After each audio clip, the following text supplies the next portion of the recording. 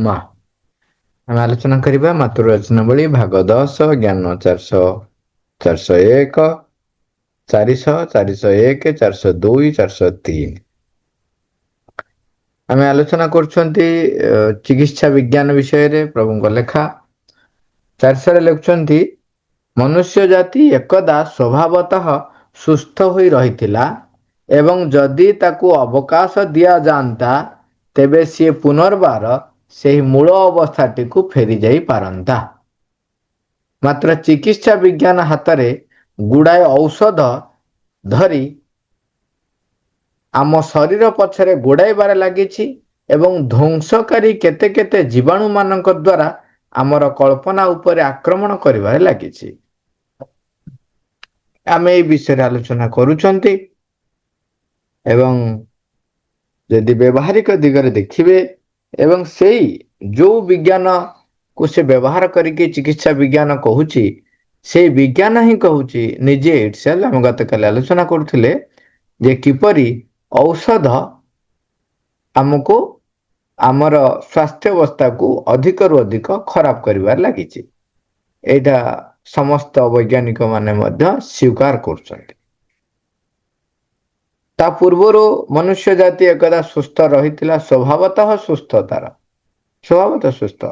କିନ୍ତୁ ଏପରି ଅବସ୍ଥା ହେଇଗଲାଣି ଆମର, ପୂର୍ବରୁ ଆମେ ଆଲୋଚନା କରୁଥିଲେ, ଆମର ବିଶ୍ୱାସ ଔଷଧ ଉପରେ ଏତେ ବଢିଗଲାଣି ଏବଂ ଆମର ନିର୍ଭରତା ନିଜର ଶକ୍ତି ଉପରେ ଏତେ କମିଗଲାଣି ଯେ ସେ ପ୍ରକାରର ସ୍ୱାଭାବିକ ଅବସ୍ଥା ନ ଆସିଲେ ଆମେ ସ୍ୱାଭାବିକ ସୁସ୍ଥତା ବା ସ୍ୱାଭାବିକ ସ୍ୱାସ୍ଥ୍ୟ ଶକ୍ତି ପ୍ରାପ୍ତ କରିବା ଏତେ ସହଜ ହବନି। ସହଜ ହବନି। ତେଣୁ ପ୍ରଭୁ ଲେଖୁଛନ୍ତି, ଯଦି ତାକୁ ଅବକାଶ ମିଳିବ, ତାକୁ ଯଦି ସେଇ ମୂଳ ଅବସ୍ଥାଟିକୁ ଫେରିବା ପାଇଁ ସୁଯୋଗ ମିଳେ, ତାହେଲେ ସିଏ ସ୍ୱଭାବତଃ ସୁସ୍ଥ ଅବସ୍ଥାକୁ ପ୍ରାପ୍ତ କରିପାରିବ। ମାତ୍ର ଚିକିତ୍ସା ବିଜ୍ଞାନ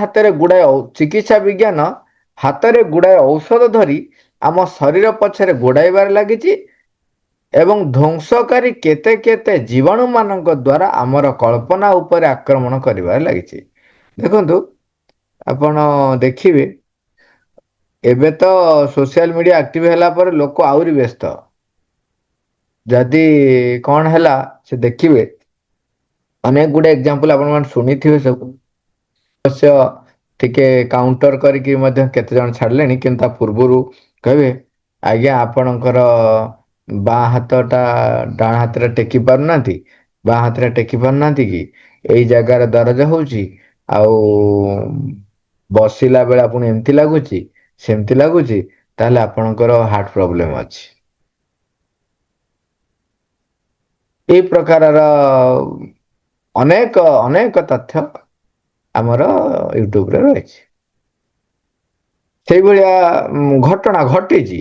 ଜଣେ ବ୍ୟକ୍ତି ଯାଇକି ଡାକ୍ତର ପାଖରେ ପହଞ୍ଚିଲେ, ପୁରା କାର୍ଡିଓଲୋଜିଷ୍ଟ ତାଙ୍କର ଜଣେ ସାଙ୍ଗ ହେବେ, ତାଙ୍କୁ ଯାଇ କହିଲେ, ଦେଖ ଆଉ ମୋର ହାର୍ଟ ଖରାପ ହେଇଗଲାଣି, ଆଉ ସେମିତି ଏମିତି ସବୁ ପ୍ରୋବ୍ଲେମ ଅଛି, ତୁ ଶୀଘ୍ର ମତେ ଆଡମିସନ କରିବା ବ୍ୟବସ୍ଥା କର, ଆଉ ଆଇସିୟୁରେ ମତେ ରଖିକି ଆଉ ଟ୍ରିଟମେଣ୍ଟ ଶୀଘ୍ର କର, ନହେଲେ ନାହିଁ ତୋ ସାଙ୍ଗ ଯିବ ଆଉ ଫୋନରେ।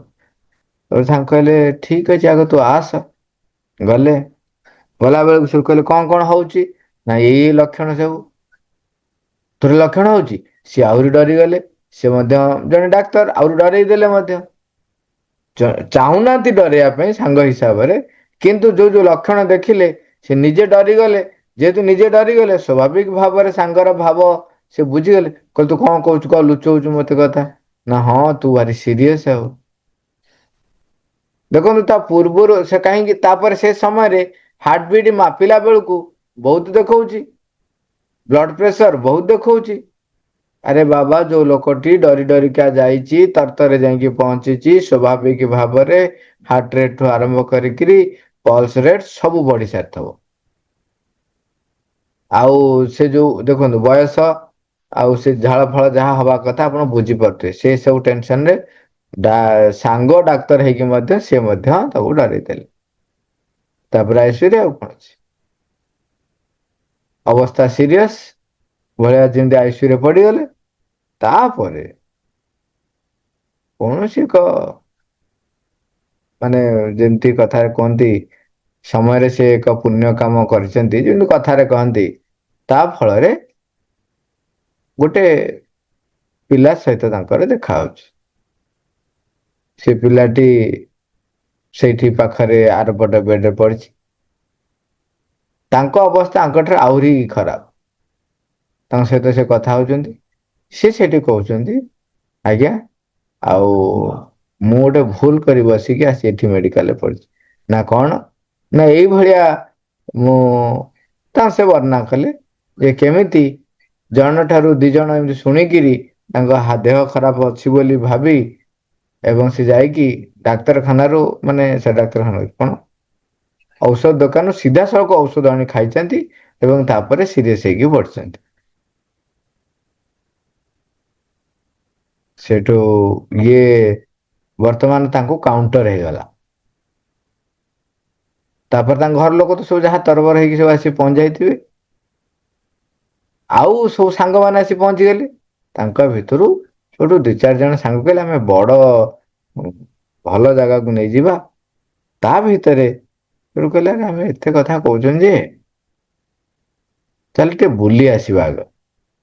ଆଗ ଟିକେ ଗୋଟେ ନିର୍ମଳ ଜାଗା ମାନେ ଗୋଟେ ଭଲ ବାତାବରଣ ଯିବା, ଦେଖ କଣ ନାଇଁ କଣ ହବ ଆଗ ଯାଇକି ଟିକେ ସମସ୍ତେ ଗୋଟେ ଶାନ୍ତ ପରିବେଶ ଯୋଉଠି ଅଛି ଆଗ ସେଠି ଯାଇ ବୁଲି ଆସିବା। ସ୍ୱାଭାବିକ ଭାବ ମାନେ ଗୋଟେ ସ୍ୱାଭାବିକ ଭାବରେ ସମସ୍ତେ ବାଛିବେ ଗୋଟେ ଆଶ୍ରମ ବୁଲି ଆସିବା ପାଇଁ।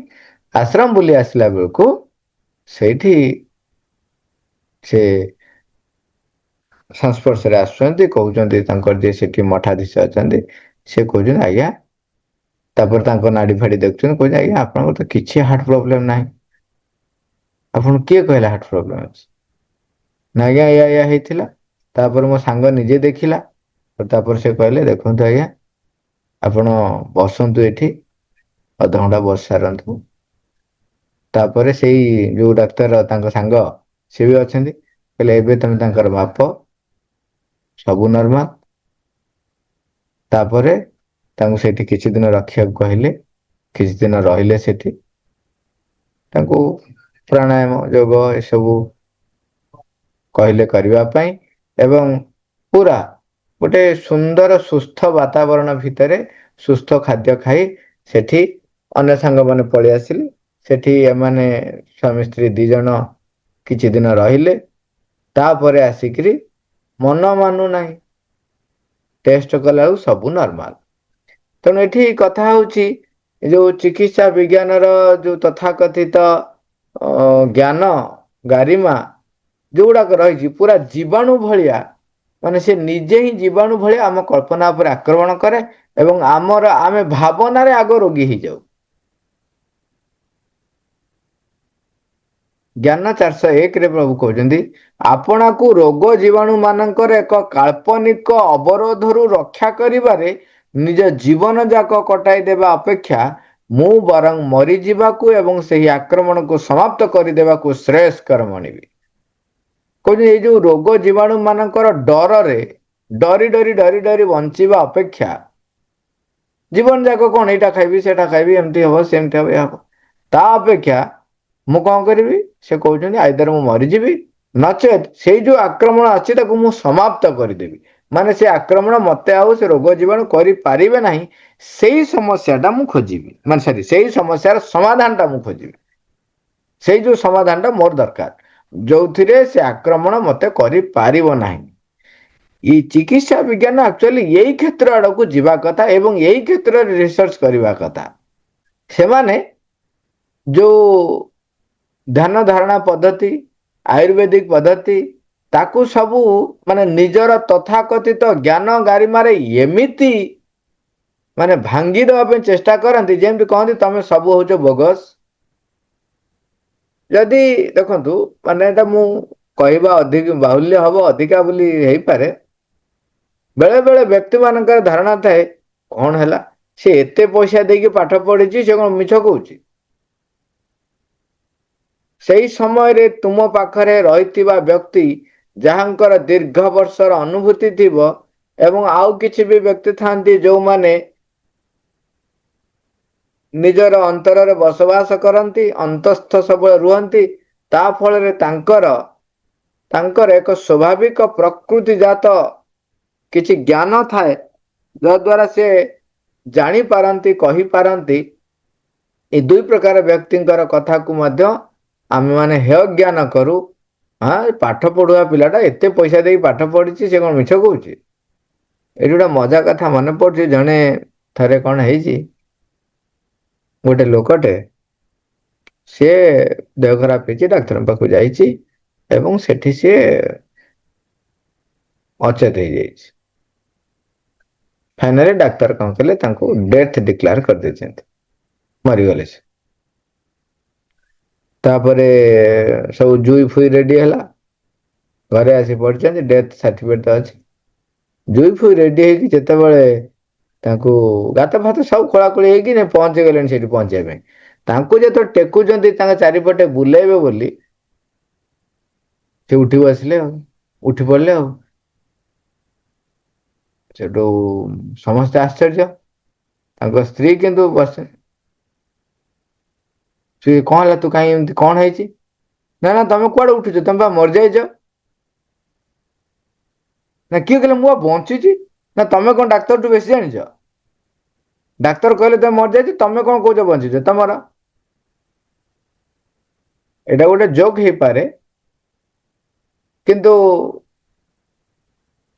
ମାନେ ଜୁଇରେ କାଠ ଫାଟ ଲଦା ହବା ପରେ ମଧ୍ୟ ବ୍ୟକ୍ତି ଉଠିଚି ବସିଛନ୍ତି, ବଞ୍ଚିଥିବା। ତାଙ୍କୁ ଡାକ୍ତର ଡିକ୍ଲାର କରିଦେଇଛି, ସବୁ ଟେଷ୍ଟ କରିସାରି ଡେଥ ଡିକ୍ଲାର କରିକି ମଧ୍ୟ ଘଟଣା ଘଟିଛି। ତେଣୁ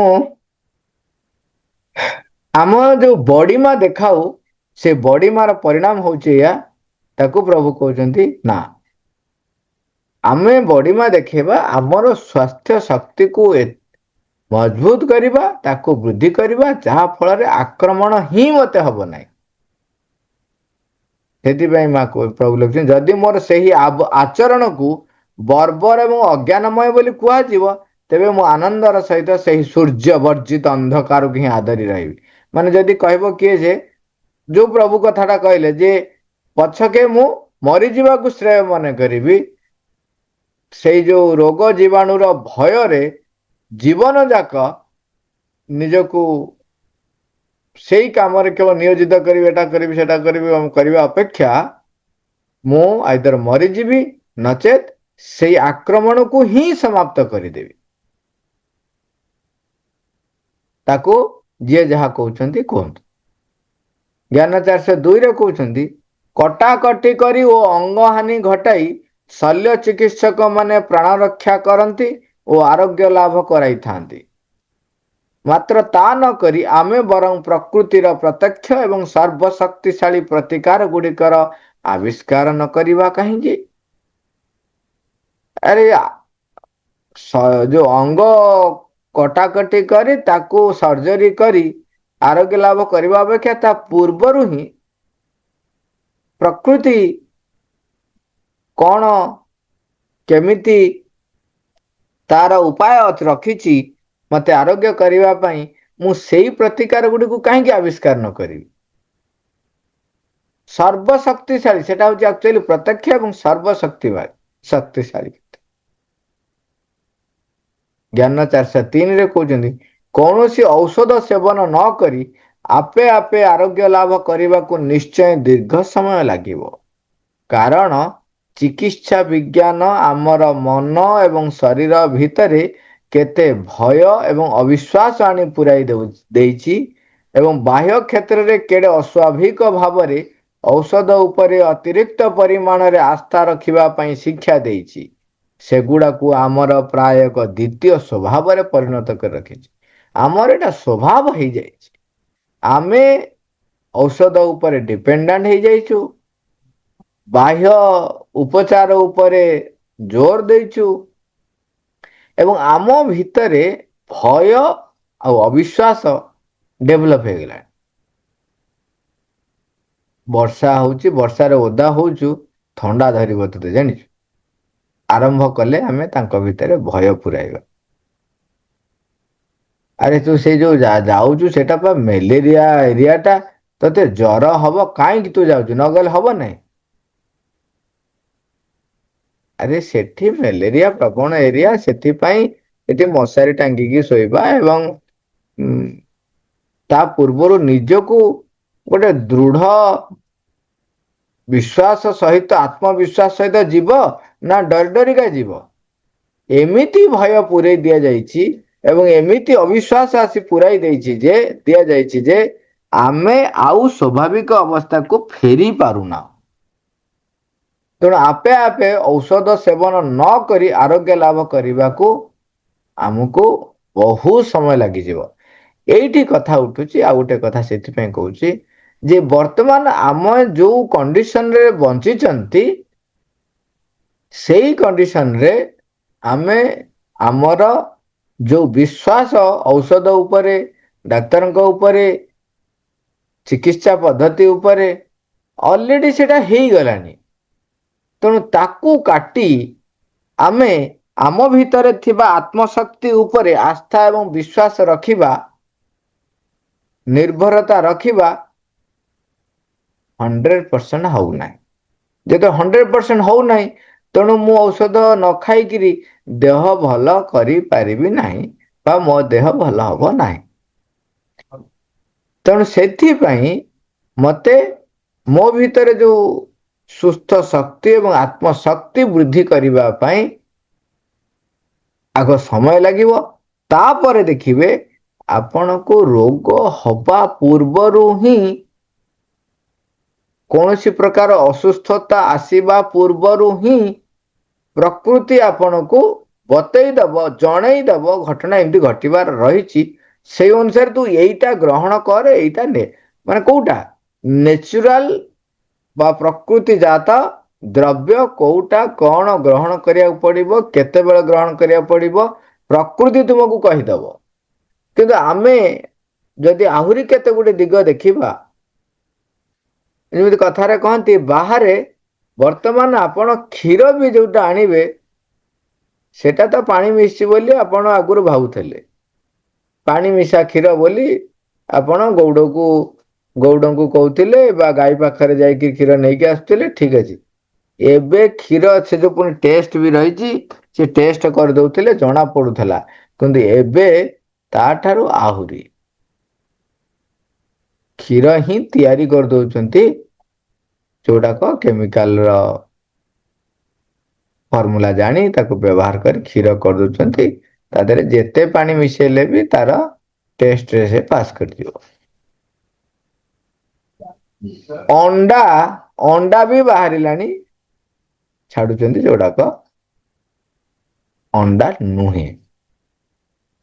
ଇଏ ସବୁ ଆମକୁ ଏମିତି ଏକ ଅବସ୍ଥାରେ ଆଣି ପହଞ୍ଚେଇ ଦେଇଛି, ଆମର ଏପଟରେ ଭୟ ବଢିଛି, ଅବିଶ୍ୱାସ ବଢିଛି ଏବଂ ଆମେ ସୁସ୍ଥ ବାତାବରଣ ହିଁ ପାଉନାହୁଁ। ସେ ସମୟରେ ଆପଣ କହିବେ ମୋ ଦେହ ଖରାପ ହେଲା, ମୁଁ କିନ୍ତୁ ଔଷଧ ଖାଇବି ନାହିଁ ଏବଂ ଭଲ ହେବି। ଆପଣଙ୍କୁ ହଁ 100% ଯଦି ସମର୍ପଣ କରିନାହାନ୍ତି ମାଙ୍କ ଉପରେ, ତେବେ ଏ ପ୍ରକାରର ଜିଦ୍ଦି କରିବାଟା ଆଦୌ ଆଦୌ ଠିକ ନୁହେଁ। କାରଣ ପ୍ରଥମେ ସେଥିପାଇଁ ଏଠି କହୁଛନ୍ତି ଦୀର୍ଘ ସମୟ ଲାଗିବ। ତେଣୁ ତମେ କଣ କରିବ, ଏଇଟା ଯୋଉ ଟ୍ରାନଜିସନାଲ ପିରିୟଡ, ସେ ସମୟ ଭିତରେ ତୁମେ ମାଙ୍କ ଉପରେ ଆସ୍ଥା, ବିଶ୍ୱାସ, ନିର୍ଭରତା, ନିଜର ଦୈନନ୍ଦିନ ବଞ୍ଚିବା ଶୈଳୀ, ଭାବନା କରିବା ପଦ୍ଧତି, ଯୋଉ ଆମେ ଯୋଉ ଭାବୁଛେ, ଚିନ୍ତା କରୁଛେ, ବଞ୍ଚୁଛେ, ଯୋଉ କର୍ମ କରୁଛେ, କଥା କହୁଛେ, ସବୁ ପ୍ରକାରର ପଦ୍ଧତିରେ ଶୁଦ୍ଧତା ଆଣିବାକୁ ଆଗ ପ୍ରୟାସ କରିବେ।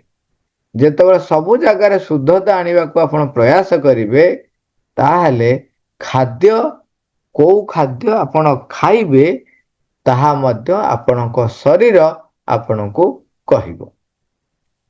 ସେତେବେଳେ ଆପଣ ସେଇ ଖାଦ୍ୟ ବର୍ଜନ କରିବେ ଯୋଉଟା ଶରୀର ଗ୍ରହଣ କରିବ ନାହିଁ।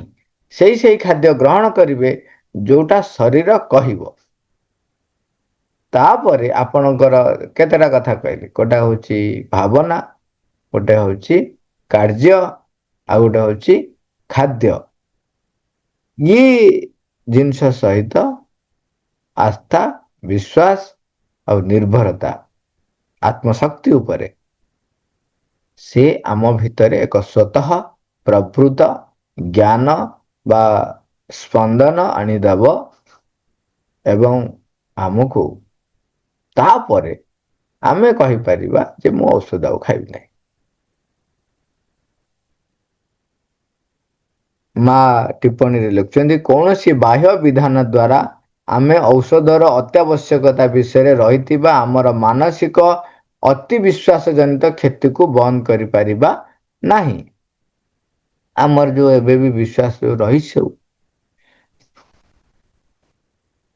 ଯେ ଔଷଧ ହିଁ ଭଲ କରିବ, ତାର କ୍ଷତିକୁ ଆମେ ବନ୍ଦ କରିପାରିବା ନାହିଁ। ଲେଖିଛନ୍ତି ମାନସିକ ଅତି ବିଶ୍ୱାସ ଜନିତ କ୍ଷତିକୁ ବନ୍ଦ କରିପାରିବା ନାହିଁ।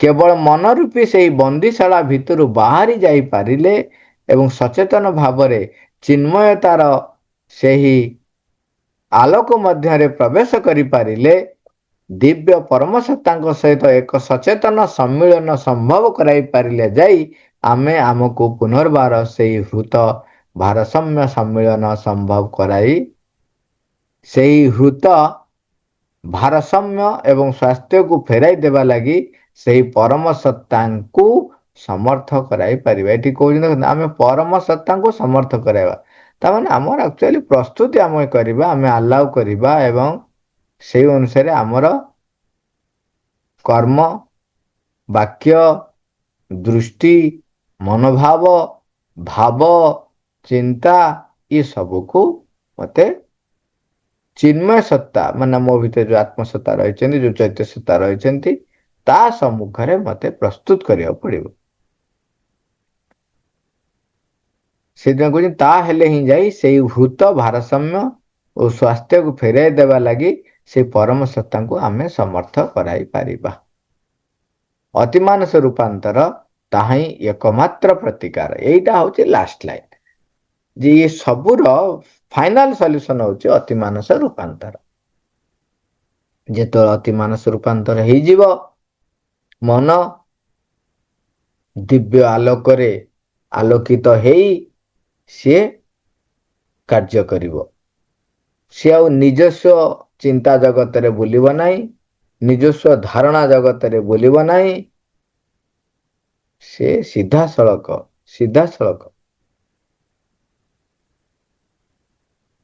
ପରମଙ୍କ ପାଖରୁ ନିର୍ଦ୍ଦେଶ ପାଇବ ଏବଂ ସେଇ ନିର୍ଦ୍ଦେଶକୁ ସେ କାର୍ଯ୍ୟରେ ପରିଣତ କରିବ। ତେଣୁ ସେଥିପାଇଁ ଯୋଉ ଲାଷ୍ଟ ଲାଇନରେ ସେଠି ପ୍ରଭୁ ଲେଖିଥିଲେ, ସେଗୁଡାକ ଆମର ପ୍ରାୟ ଏକ ଦ୍ୱିତୀୟ ସ୍ୱଭାବରେ ପରିଣତ କରି ରଖିଦେଇଛି, ତାକୁ ବଦଳାଇବାକୁ ପଡିବ ଏବଂ ଅତିମାନସ ରୂପାନ୍ତର ପାଇଁ ପ୍ରସ୍ତୁତି ପାଇଁ ଯାହା ଯାହା ଆବଶ୍ୟକ ତାହା କରିବାକୁ ପଡିବ। କାହିଁକିନା ମନ, ପ୍ରାଣ ତା ସହିତ ଏ ଜଡ଼, ଏ ତିନୋଟିର ରୂପାନ୍ତର ଅତିମାନସ ଯୋଗରେ ବା ପୂର୍ଣ୍ଣ ଯୋଗରେ ତାକୁ ହିଁ ଧ୍ୟେୟ ଲକ୍ଷ୍ୟ କରି ଆମେ ଆଗେଇ ଚାଲିଛୁ। ତେଣୁ ଆମକୁ ସେଇ ଅନୁସାରେ ପ୍ରସ୍ତୁତ ରଖିବାକୁ ପଡିବ, ପ୍ରସ୍ତୁତ ହବାକୁ ପଡିବ, ପ୍ରସ୍ତୁତ କରିବାକୁ ପଡିବ। ମା, ଥ୍ୟାଙ୍କ ୟୁ ଅଲ୍।